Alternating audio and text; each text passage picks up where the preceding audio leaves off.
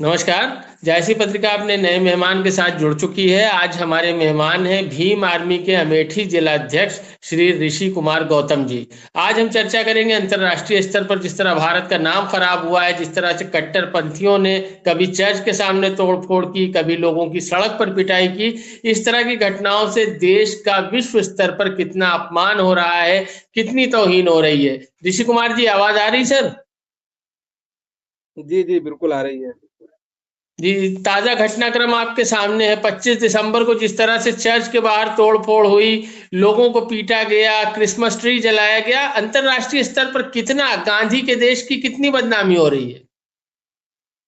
जी, सबसे पहले तो आपके सभी दर्शकों को मेरा सादर जय भीम, जय संविधान।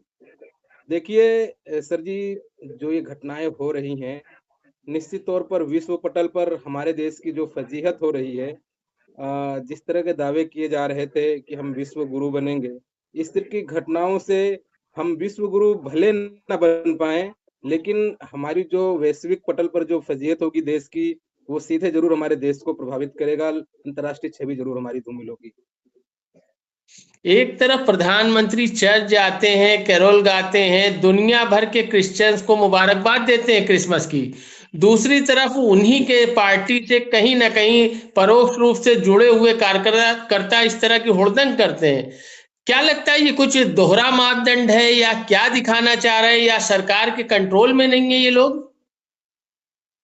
दरअसल ये जो लोग हैं, ये कहीं न कहीं सत्ताधारी पक्ष के एक संरक्षित, मैं तो उन्हें गुंडे ही कहूँगा, क्योंकि अगर इन पर कोई कार्यवाही नहीं होती है, तो ज़ाहिर-सी बात है कि ये सत्ता संरक्षित लोग हैं और बाकायदा इनको ट्रेंड किया गया है कि आप जाइए लोगों को और रीजनल यानी धार्मिक तौर पर आप लोगों को डाइवर्ट करिए और ताकि हम लोगों को जो है एक धार्मिक कट्टरपंथ के ज़रिए हम पॉलिटिक्स अपनी साध सकें। क्योंकि जो विकास होना चाहिए, जो डेवलपमेंट होना चाहिए, वो चीज़ इन्होंने की नहीं है।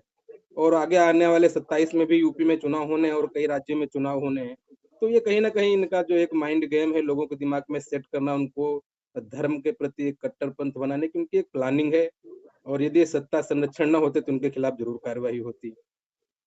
ऋषि कुमार जी, एक बात देखी जाती है कि जब वीडियोस वायरल होते हैं, कभी मस्जिद के सामने डीजे रोक कर डांस की बात कही जाए या क्रिसमस पर इस तरह की हुड़दंग, तो कहीं ना कहीं शोषित और वंचित समाज के लोग भी इस तरह के बहकावे में दिखाई देते हैं। आपको लगता है कि कुछ एक तबका खास है जिसे टारगेट करके इस तरह के कट्टरपंथी विचारधारा से जोड़ा गया है? नहीं देखिए, इसमें भी एक एक कहते हैं ना एक एक एक वेब सीरीज़ आई थी, वेब सीरीज़ का नाम तो ध्यान में नहीं है, लेकिन उसमें इसको राजनीतिक जो दल होते हैं, इनके बारे में बहुत बारीकी से दिखाया गया था कि कैसे वो लोग 3 स्टेप में अपने काम करते हैं। वो अपने जो संरक्षण में कुछ गुंडे भी पालते हैं। अगर उन्हें पोलराइज़ करना होता है लोगों को, तो उनके ज़रिए वो लोग भीड़-भाड़ इलाके में जाते हैं, वहाँ पर दंगे भी भड़काते हैं और एक पर्टिकुलर एक कम्युनिटी को वो टारगेट करते हैं कि ये उनके थ्रू किया गया है, ताकि जो दूसरा कम्युनिटी है, वो एकदम पोलराइज़ हो जाए, उनको लगे कि ये उनकी वजह से ये हो रहा है और एक तरफ वो शिफ्ट हो जाए। तो ये पूरा एक मुझे लगता है कि ये पॉलिटिकल गेम है। आज मैं न्यूज़ 24 एक चैनल है मैं देख रहा था, उसपे राजीव रंजन जी ने भी बहुत अच्छी व्याख्या की है कि चंद मुट्ठी भर ये लोग हैं और यही लोग हैं जो नफ़रत फैला रहे हैं। अगर इन पर अंकुश लगा दिया जाए, तो हमारा देश वाक़ई में गंगा-जमुनी तहज़ीब वाला देश है। इसकी छवि ज़रूर अच्छा बेहतर ऋषि बनेगी। कुमार जी, उत्तर प्रदेश के बरेली से भी घटना सामने आई इस तरह की हुड़दंग की 25 दिसंबर को। जो उत्तर प्रदेश जहाँ की कानून व्यवस्था का डंका बज रहा है, ऐसा कहा जाता है कि यहाँ पर इस तरह के उग्रवाद या इस तरह चरमपंथी या कट्टरपंथी विचारधारा को न सिर्फ कुचला जाता है बल्कि बुलडोजर भी चलाया जाता है।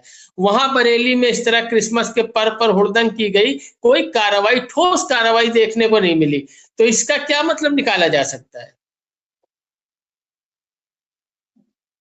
देखिए, ये तो इनका शुरू से यही एजेंडा रहा है, इनकी कथनी और इनकी करनी एकदम जग ज़ाहिर है, साफ़ है, एकदम पड़ोस में है। मैं कह रहा हूँ कि हर जगह क्रिया की प्रतिक्रिया होती है।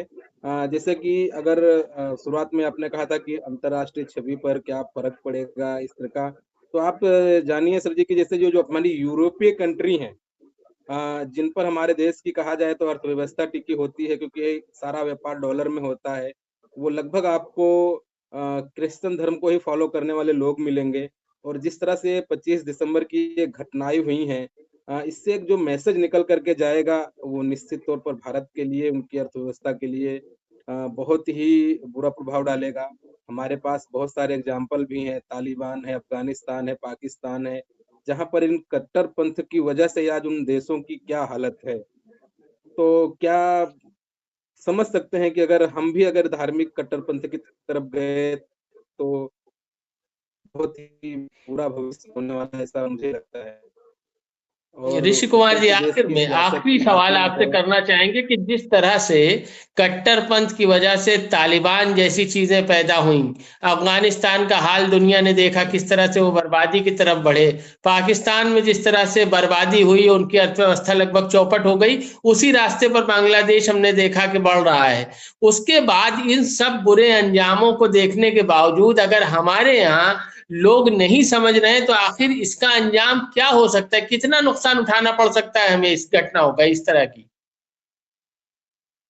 इसका परिणाम तो बहुत ही भयावह होगा। हम कल्पना कर सकते हैं, उसी उसी तर्ज पे हमने श्रीलंका की भी आपने देखी, कैसे वहाँ के लोग वो उग्र हुए थे, वहाँ की सियासत पलटी थी। बांग्लादेश में भी तख्ता-पलट हुआ, पाकिस्तान में भी तख्ता-पलट हो चुका है, अफ़गानिस्तान में भी हो चुका है।